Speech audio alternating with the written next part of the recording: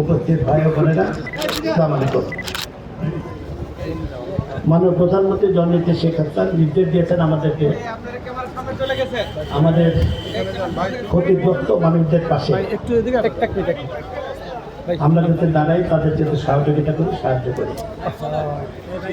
বিগত কয়েকদিন যাবৎ আপনারা লক্ষ্য করেছেন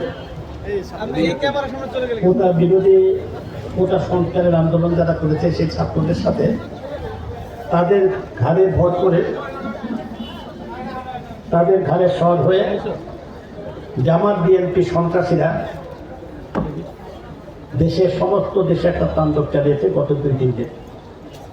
18 তারিখ থেকে 2-3 দিন পর্যন্ত তারিখ তাণ্ডব চালিয়েছে।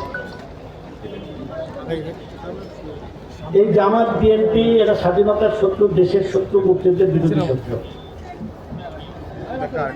তারা যে কাজগুলো তারা করেছে এই 2-3 দিন, বিগত 2-3 দিন সমস্ত দেশবাসী হতভম্ব হয়ে গেছে, নিশ্চিত হয়ে গেছে যে বাংলাদেশে একটা দেশের বিরুদ্ধে, রাষ্ট্রের বিরুদ্ধে, দেশের উন্নয়নের বিরুদ্ধে দেশের সকল স্থাপনাকে কিভাবে তারা ধ্বংস করতে পারে। 71 আমরা যারা 71 দেখেছি, মুক্তিযুদ্ধে অংশগ্রহণ করেছি বা 71 যাদের জন্ম, যারা 71 দেখেছেন আপনারা, 71 পাক সেনাবাহিনী এত ভয়াবহ চিত্র আমরা দেখি নাই। 71 হার মানিয়েছে এই কয়েকদিনের এই পৈশাচিক ঘটনা।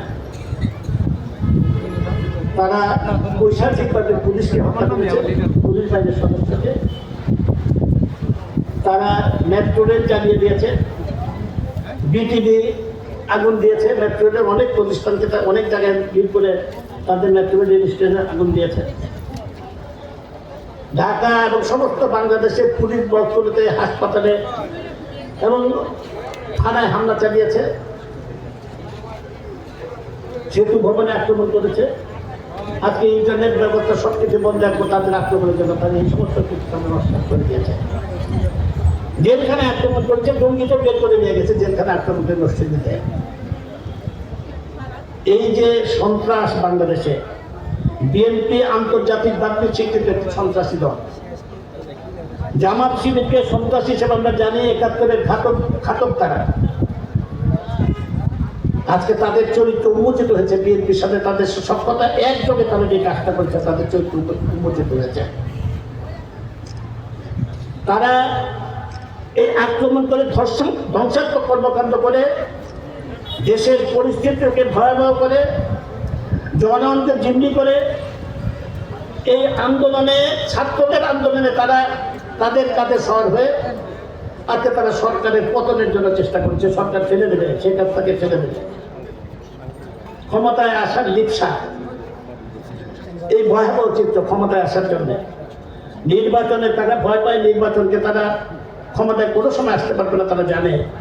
তাই এই পন্থায়, এই সন্ত্রাসের মাধ্যমে, দেশকে ধ্বংসের মাধ্যমে তারা ক্ষমতায় আসতে চায়, সেই কাজটাকে ফেলে দেবে।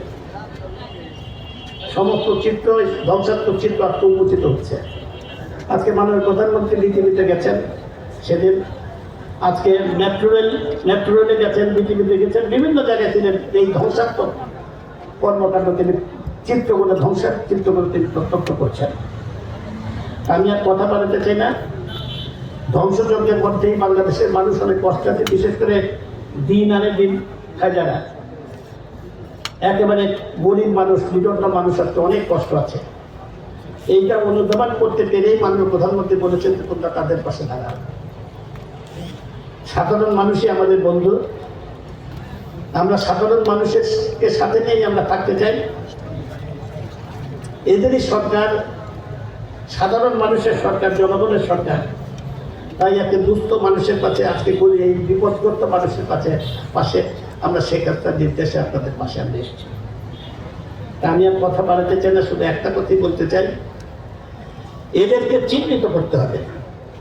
এবং প্রত্যেকে যে সমস্ত এলাকায় ধ্বংসযজ্ঞ চালিয়েছে তারা, তাদেরকে চিহ্নিত করবেন এবং তাদের সম্পর্কে আপনাদের যখনই খোঁজখবর পাবেন আইন শৃঙ্খলা রক্ষা বাহিনীকে তাদের সম্পর্কে জানাবেন। এটা আপনাদের নৈতিক দায়িত্ব রয়েছে, আইন শৃঙ্খলা রক্ষাকারী বাহিনীকে এদের সম্পর্কে তথ্য দেয়া। বিভিন্ন জায়গায় বাসা ভাড়া করে থাকে, বহিরাগত যারা এখানে এসে ওয়াশ করবে এই সমস্ত এলাকায় ভাড়া করে আর 1 সপ্তাহ যাবত তারা ভাড়া করে বাসা ভাড়া নিয়ে এখানে বসবাস করছে, তাদের নাকি এখান থেকে বসেটা দিয়ে মোহাম্মদপুরে আক্রমণ করা যায়। মোহাম্মদপুরের অবাঙালি কলোনি এবং বিভিন্ন বহিরাগত যারা এসে যোধে তারা এই এলাকায় তাণ্ডব চালিয়েছে। কাজে এদেরকে চিহ্নিত করতে মিরপুর, মোহাম্মদপুর, আমার এলাকায় যে সমস্ত ভাড়াটিয়া ভাড়ায় করে এখানে এসে তাণ্ডব চালাবার জন্য এখানে ভাড়া করেছিল যারা, তাদেরকে আপনাদেরকে চিহ্নিত করতে হবে এবং তাদেরকে চিহ্নিত করে আইন শৃঙ্খলা রক্ষাকারী বাহিনী তাদের বিরুদ্ধে যাতে ব্যবস্থা গ্রহণ করতে হবে পারে তার জন্য তাদেরকে সহযোগিতা করবে। আমি আর কথা বাড়াতে চাই না। এটা বঙ্গবন্ধুর বাংলাদেশ, শেখ হাসিনার বাংলাদেশ, আমাদের মুক্তিযোদ্ধাদের বাংলাদেশ। এই বাংলাদেশে যেভাবে আজকে উন্নয়ন অগ্রগতি হচ্ছে, যেভাবে দেশ এগিয়ে যাচ্ছে, আমাদের অর্জনগুলোকে তারা নস্যাৎ করতে চায়, তারা দেশের শত্রু, জাতির শত্রু, এদের কোনো অবস্থাতেই ক্ষমা নেই। এদের বিচার অবশ্যই প্রতিটি সন্ত্রাসের বিচার বাংলাদেশের মাটিতে হবেই, এটা আমরা দৃঢ়ভাবে বলতে চাই। এদের বিচারের ব্যবস্থা করতে, বিচারের ব্যবস্থা করতেই হবে এবং এদেরকে রাজনীতি থেকে, বাংলার মাটি থেকে এদেরকে বিতাড়িত করতে হবে। সত্যি সাহায্যে যখন এদেরকে বিতাড়িত করতে হবে, এই শপথে আমাদের নিতে হবে। আমরা ঐক্যবদ্ধভাবে আগামী দিনে এই যে কর্মকাণ্ড থেকে আমাদের একটা অভিজ্ঞতা হলো, আগামী দিনে যাতে এই সন্ত্রাসীরা মাথা চাড়া দিতে না পারে, আবার সন্ত্রাসীরা যাতে কোনোভাবে একত্রে না হতে পারে, তার জন্য আমাদের প্রতিরোধ গড়ে তুলতে হবে। আইন শৃঙ্খলা রক্ষাকারী বাহিনীকে আমাদের এদের সম্পর্কে খোঁজ খবর জানিয়ে তাদেরকে সহযোগিতা করতে হবে। এই আহ্বান জানিয়ে আমি কথা বলা শেষ করলো। মাননীয় প্রধানমন্ত্রীর নির্দেশ ক্রমে আমরা কিছু ত্রাণ সামগ্রী কিছু লোকজনের মধ্যে বিতরণ করবো। আমরা সবাই যারা এসছেন তারা সবাই পাবেন। 10 কেজি করে চাল আমরা দিচ্ছি প্রত্যেককে এবং ভবিষ্যতে ইনশাল্লাহ আরও আপনাদের পাশে দাঁড়াবার আমরা প্রতিশ্রুতি দিচ্ছি, আবারও আপনাদের পাশে দাঁড়াবো। আমাদের মাননীয় প্রধানমন্ত্রী মানবতার মা, তার নির্দেশ গরিব দুঃখীর পাশে দাঁড়ালো, সেই নির্দেশ আমরা অক্ষর অক্ষরে পালন করবো। এই কথা বলে আমার কথা বলা শেষ করতে, খোদা হাফেজ। জয় বাংলা, জয় বঙ্গবন্ধু।